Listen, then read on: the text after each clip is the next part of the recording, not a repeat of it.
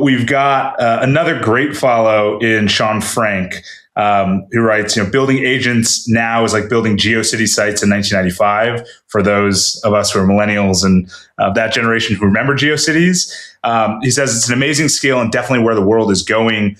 Dozens of jobs will be extinct because of agents by 2030, but the value will happen in 2 years when someone builds the Google of the agentic world. And that's maybe the camp that I'm in, is that this is no doubt going to happen, and it is happening, and we're watching it in real time. But I think we're still in kind of that toy phase of like people figuring this out, playing around with it, putting it in places, people leaning in because it's new, it's shiny, it's exciting. But I think the real tipping point is probably 2030.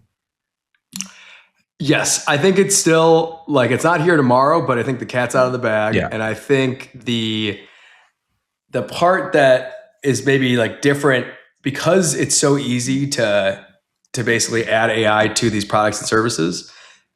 It's just like crazy to think like there's 10 million Meta advertisers, right? Yeah. Like you could just like kind of like, and not a lot of work. I think you can go ahead and get 10 million people to have a totally different expectation around their workflow. Yeah.